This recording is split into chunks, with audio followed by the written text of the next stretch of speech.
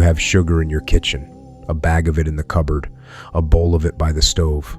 It has been there so long you stop seeing it as a thing that had to come from somewhere. It feels like the most ordinary object in the house. It has been part of your life since before you could read a label. Here is the thing. No one ever asks where the land came from. Not the sugar, the land underneath it. 13 square miles of forest were cleared every single day in the United States. Every day, for 50 straight years. That is the number I kept returning to, and the more I looked at it, the more the sugar sitting in my own kitchen began to feel different. I wasn't the only one who noticed, not even close. When I started asking around, I found the same thing everywhere.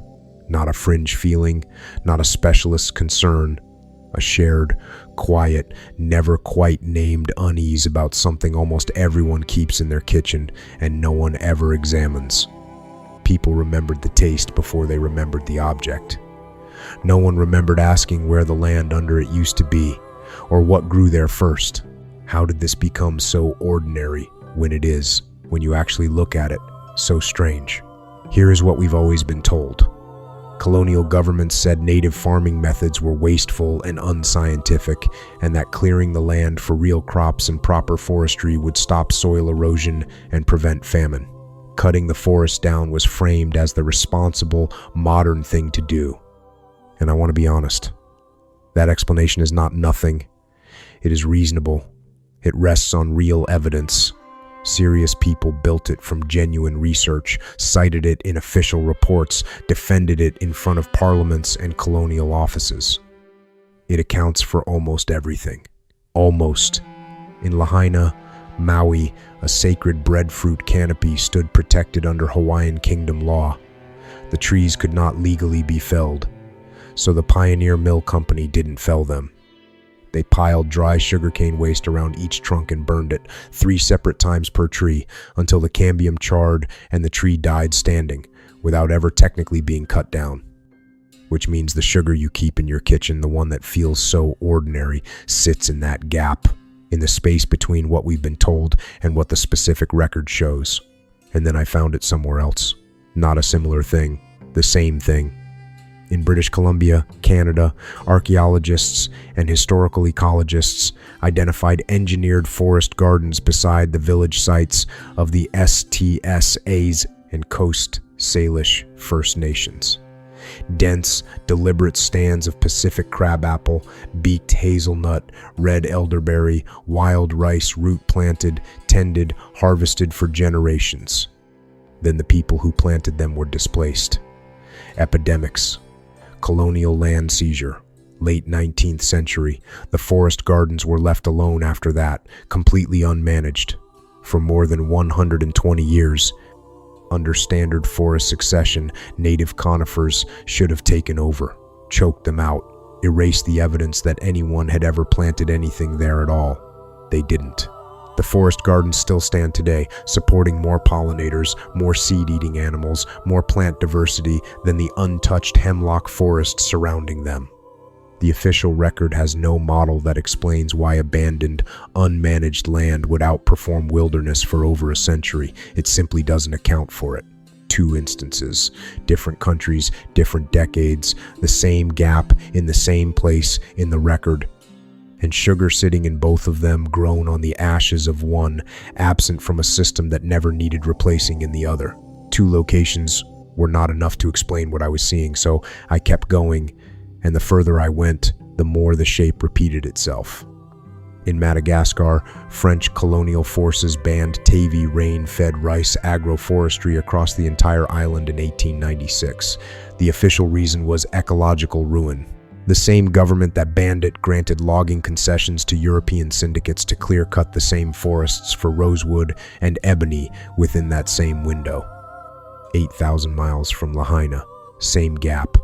Same silence in the official record about why subsistence was banned while extraction was licensed. In the western Ghats of Karnataka, India, communal sacred groves called cans protected for generations, rich in wild nutmeg, cinnamon, pepper were reclassified under the Indian Forest Act of 1878. Wasteland, the filing called them They were replanted with cheer pine, a species that sheds needle litter so flammable it produced worse fires than anything the communal system had ever caused. Another 5,000 miles, same reclassification, same silence about who the waste designation actually served. In Kenya, from 1895 onward, land the Kikuyu, Maasai, and Samburu deliberately left fallow as part of a functioning rotational system was declared unoccupied by the British Protectorate. The land was then annexed to European settlers. The displaced communities were pushed into reserves too small to rotate anything. Different countries, different languages, different centuries within the same 50-year window. The same specific thing missing from the same specific place in the record, an honest accounting of what was already there before it was called empty. This is not the shape of coincidence. Coincidence scatters. This clusters, and sugar is in every one of those places, not metaphorically. Sugar, or its equivalent cash crop, replaced the forest in Lahaina, in Madagascar, in the Western Ghats, in Kenya.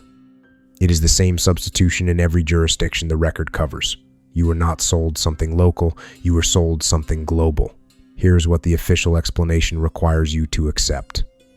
Not as a conspiracy, as simple arithmetic. 4 different countries: the United States, Britain, France, the Kingdom of Hawaii under American plantation pressure. 4 different governments, 4 different legal systems, 4 different languages. All arriving at the same decision: reclassify self-sufficient land as empty, unproductive, or illegal within the same 50-year window between roughly 1,860 and 1,900. Without a shared international forestry policy, without telegraphed coordination between colonial offices on different continents, without any single document instructing all of them to act at once. I am not saying someone coordinated this. I am saying the coordination problem does not have a clean answer inside the official explanation, and the official explanation has never been required to provide one. If you're finding this as unsettling as I did putting it together, that's exactly the moment to hit subscribe, because the next part is where it gets personal. Sugar is the product of that coordination. Whatever it was, however it happened, you are holding the output of a process that occurred simultaneously across 4 jurisdictions in a window the official explanation calls coincidence. Henry Baden-Powell sits in a records office in Punjab, 1874. He is drafting a legal distinction between rights and privileges. He was the conservator of forests for Punjab, later the acting inspector general of forests for all of India. At the Allahabad Forest Conference, he stated plainly that rights permissible to free-born citizens of England could not be accorded to a colonial territory. He built that distinction into the act itself. Any indigenous land use without a European-issued title deed became, overnight, a privilege, something the state could suspend at will, not a right the state had to respect. He did not personally burn a single tree or clear a single acre. The record shows him drafting language. Nothing more dramatic than that. He was not making a decision about land, he was writing a legal definition. And that legal definition, done exactly as designed, produced the same substitution everywhere it was: applied communal forest reclassified as empty, then replanted with whatever crop the state needed, sugar among them, unchanged in principle across every jurisdiction that copied the framework for years afterward. Baden-Powell did not know what he was part of, not in the way the pattern reveals it now. The record does not show that anyone told him what 4 continents would eventually do with his distinction. That is either ordinary bureaucracy or the most important thing in this entire investigation. The record cannot tell us which. I want to be honest with you about what I cannot prove, not as a disclaimer, as the most important thing I can say. I cannot prove what the coordination actually was. I cannot prove whether it was deliberate or emergent, whether colonial offices copied each other on purpose or simply arrived at the same solution because they were solving the same problem with the same tools. And I cannot prove that sugar, specifically, was ever chosen for any reason beyond profit, rather than as part of some larger design. What I can show you is the pattern. What I cannot show you is the intent. And I want to be clear, a pattern without documented intent is not proof of anything. It is a shape in the record that the official explanation has not been required to account for. I am also aware that I have been looking for this pattern for months. Minds that look for patterns find them. I am not exempt from that. What I am asking you to do is not to trust my pattern recognition.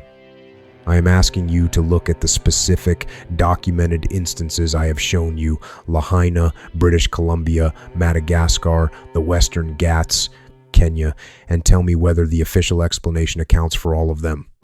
It does not account for all of them. That is not my conclusion.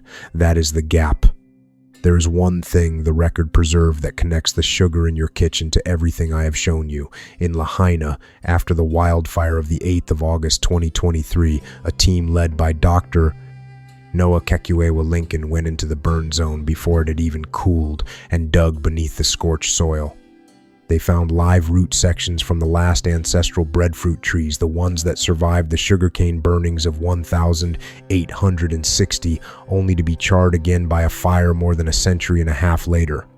Those roots are growing right now in a greenhouse at Summit Plant Laboratories in Fort Collins, Colorado. It exists. It is documented.